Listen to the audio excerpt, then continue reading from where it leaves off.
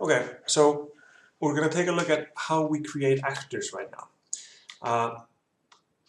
I've opened up the third-person example map from the third-person template. And if you open that up, you should be able to do, just press play, and you should be able to run around with your character like this here. Press space to jump, etc. So what we're going to do is we're going to add an actor to this world.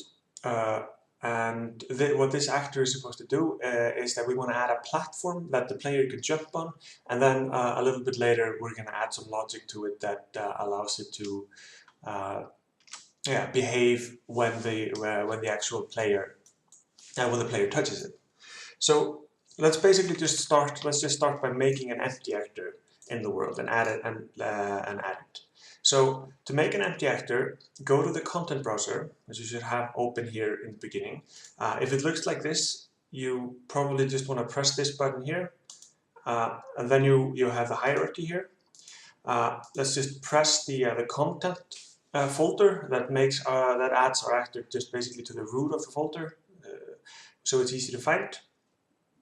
Right-click on an empty area, and this gives you the option of creating basic assets. And the basic asset that we want to create is a blueprint class, and the blueprint class that we want to create is an actor.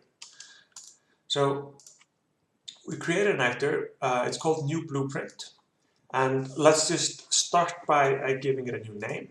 I'm going to right-click on it and to rename, and let's give it the name platform to jump on. Just something descriptive, because what we are going to make is a small platform that the player can actually jump on. Okay, so now we have our actor, and to add our actor from the content browser to our scene, we basically just drag and drop.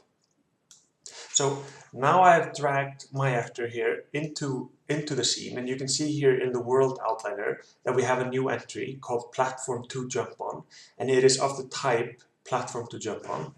So and you see it here in the when I'm moving around in the 3D space. You can see a white sphere here.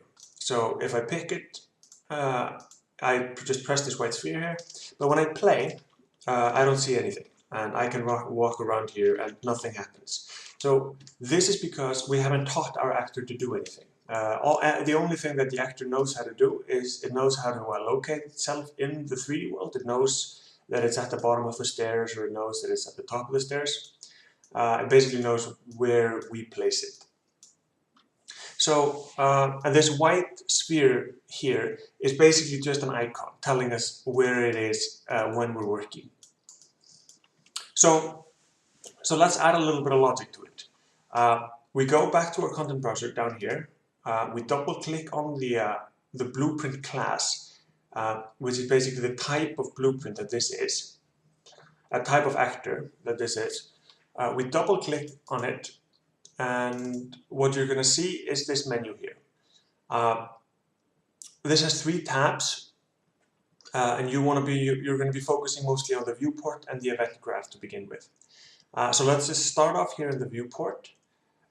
We want to teach this actor to do something. The only thing that this actor knows how to do right now is be located in 3D space, and we have this icon sphere here. So we want to go ahead and add a component to it. A component is basically just a kind of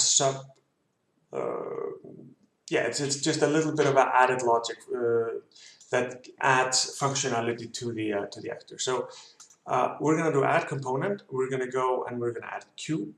But as you can see, we could also give our actor audio. If this actor is supposed to give off sound, we can add a particle system. If it's supposed to have some sort of visual effects, we can give it a light, give it a camera, and all sorts of things. So basically, this is just building on top of this actor, adding and giving it more behavior. So let's give it a cube.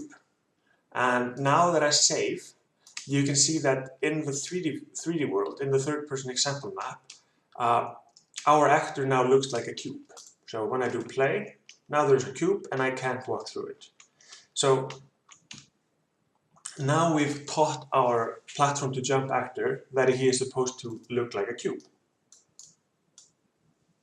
So because it's a platform, I don't want it to be a cube. I want it to be more flat. So I'm going to scale it down on the z-axis down to a nice number, something like this. And if I compile and save, now you can see that it looks a lot more like a platform. Okay, so now I'm kind of happy with my platform. I'm going to do play and I'm going to see if I can jump on top of it. Missed. Here we go. So I'm on top of my platform. So the platform is basically doing what I wanted. I can jump on top of it. What I can do now is I can go here in the content browser below. I can drag in more of these platforms. So here's one, and here's one. So now I have 3 of them, like this. So now I've made this small game where I am trying to climb the stairwell of platforms that I've made. So I don't always have to. So basically, what I was doing when I was dragging in the platforms to jump on into the scene here is I'm making a new actor here in the scene, but the actor is of this. All of these actors are of the same type. So if I delete this one here, I can also just pick this one here and do Control C and Control V for copy paste. But I can also do Control W to duplicate it. So while I'm doing this, you can see I'm getting more and more of these into my scene, but they're all based on the same actor type. So it's all the same actor class, basically.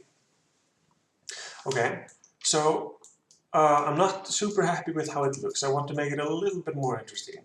So I'm going to go back here into my platform to jump on. I'm going to go to the viewport and I'm going to add a new component called the, add a cone. So now I've added a cone. So now my platform to jump on includes a cone, cube and a cone. I'm going to press the E key on my keyboard to get the rotation tool. You could also do it by pressing this button here. I'm going to rotate it by 180 degrees. I'm going to move it down and I'm going to save and compile. So now my actor looks like this. So it has a little bit of graphic underneath it, which makes it a little bit more interesting. So I'm even going to scale it down a little bit more and make it a little nicer. So here we go.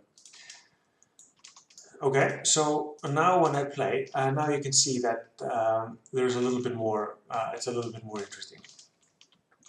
Okay, and maybe to top it off, I'm gonna add a light to it. So here we go, I'm gonna add a new component that is a light. That's really, really bright, so I'm gonna move it up. I want the light to be a little bit above. I'm gonna go now here to the details panel. On the right, I'm going to lower the intensity down. I'm going to lower the attenuation radius like this. So it's just a small light. I basically want the light that mostly just affects the character. So if I go here, and I'm going to change the light color as well, make it something like this, and lower the intensity down. And let's make it blue. Yeah, here we go. Okay, so now, when I go and I jump on top of it, now the actor also knows that he's supposed to have a blue light being emitted from the platforms. So, so this is basically how you make actors. You essentially just create a right-click here on an empty space. You make a new blueprint class. You pick the actor to make a basic actor. You select it, you give it a name, you tell it what it's supposed to be called. You call it something, for example, like, let's say we wanted to add a pickup sphere. Okay. I close my old one here. I'm gonna, in the pickup sphere, I drag it into the scene and nothing happens. If I play, I don't see anything. Okay. if your blueprint looks like this, all you have to do is press the Open Full Blueprint Editor button and you go into this view here. Let's go to the viewport, add a component, add a sphere. There we go. And take a look at it. This is a little bit big. So I'm going to press R and I'm going to scale it down. There we go. So now that I scaled it down, you can see that it's actually inside of the big sphere, the icon sphere. So this can be fixed by